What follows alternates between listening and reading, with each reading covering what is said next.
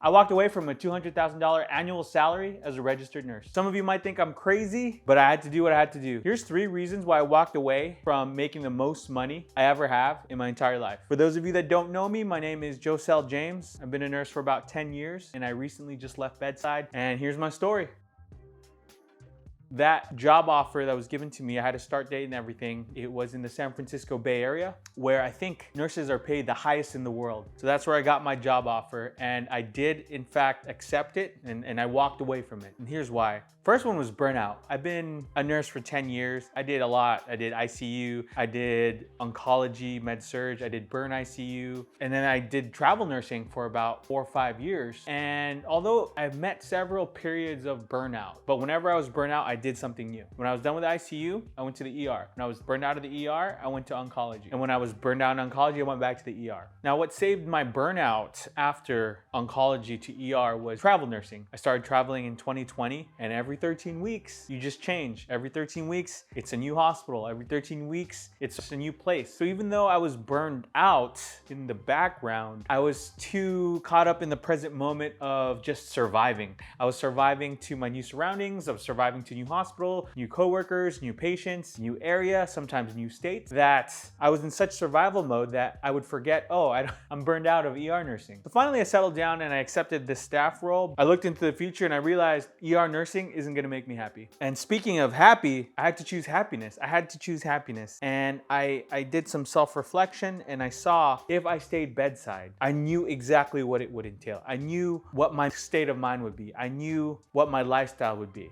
Yeah, I'd be making great money, but I know within my heart, I knew I would not be happy inside. So I decided to choose happiness. Which brings me to my next point, which is mental health. I didn't even know my mental health was suffering as badly as I did until I took a break from the ER. The ER were just on constant fight or flight mode. Even if you're just chilling, you're not chilling because you're sitting down and you have 4 patients you're thinking about constantly. If you don't have 4 patients, you probably have an open room. And if you have an open room, anything can walk into that room. You can get a full arrest within seconds, all at the same time, still taking care of your other 3 patients. I'm not complaining. I'm not complaining whatsoever. That is the nature of the ER. You just never know what you're gonna get. But we forget that when you're on fight or flight, when you're on such high alert for such a long period of time, and you multiply that over a period of years, it really affects your mental health. And it wasn't until I stepped away from that, I think I've been out for about 6 months, that I realized, wow, I was really unhealthy mentally. The biggest change I feel for my mental health right now is, I would say, space. I have the space to take care of my mental health. I have the space to take care of my physical health. I have the space to take care of my emotional and spiritual health. Space that I never really had before, even though I was only working 312s. See, that's the thing. People just see our lifestyle. People just think, oh, you must work 312s a week. It's not that bad because you have 4 days off. It is that bad because 1, those 4 days off aren't always in a row. 2, sometimes when they're not on a row, it's every other day. So you're messed up. Your sleep schedule is messed up. And we know shift work is just bad for us. We're working 12 straight hours. You are working throughout the whole 12 hours. And I realize sometimes after the shift, it's like I go into my car and I'm like, what just happened? Because I dissociated. And then on my days off, I'm just recovering from my days on. And when I'm finally recovered, it's like, oh man, I have to go back tomorrow. And I would dread it. But then it becomes a routine. And again, going back to my previous point, when I was a travel nurse, I wouldn't have these thoughts. But when I started looking into settling down in one place, I was like, is this really what makes me happy? Is this what I want to do for the foreseeable future? I really self-reflected. Me at 33, I was like, I don't want to do this for 30 more years. I for sure don't want to do this for 30 more years. And I've told myself that several times since I first got burned out as a ICU nurse. I remember I was like, I do not want to do this for the rest of my life. But I would just think about it. I would just think about it, and I would just complain about it. And I would complain to my other friends and other nurses about it. And so here and now, I decided to take action and actually do something about it and walk away from bedside nursing. And the last reason I walked away from this amount of money and from bedside nursing was a couple of incidents that happened in the ER. The first one being, there was a patient that put all their body weight on me. We were transferring them, and they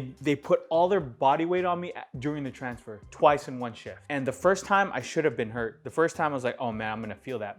And then the second time, I for sure should have been hurt. We were transferring them into a car, and for whatever reason, they couldn't get in the car. And you know, car transfers are really awkward. And they put their entire weight on me, where I was like probably in chair position right outside the ER with their whole weight on me. And I don't even know what happened. It happened so quickly, but we got the patient safe. No one fell or anything. No one got hurt, but I I should have gotten hurt because I could feel their entire weight on me. And from literally 1 inch, I knew I should have been hurt and I could have been hurt. That's how people end their careers. That's how people end their lives. After that shift, I was like, I don't want to be subjecting my body through this. And then another incident, I was in this area where we put IVs in a patient, just quick, put IVs, draw blood. And this patient had nausea and vomiting and they asked for water. And I said, no, let's get some blood first, get the IV first. And they were just very upset that I would not give them water while they were actively nauseous and vomiting. Finally he said, I had enough of this. And he pulls out a knife. Luckily for me, I had a panic button somewhere on my badge.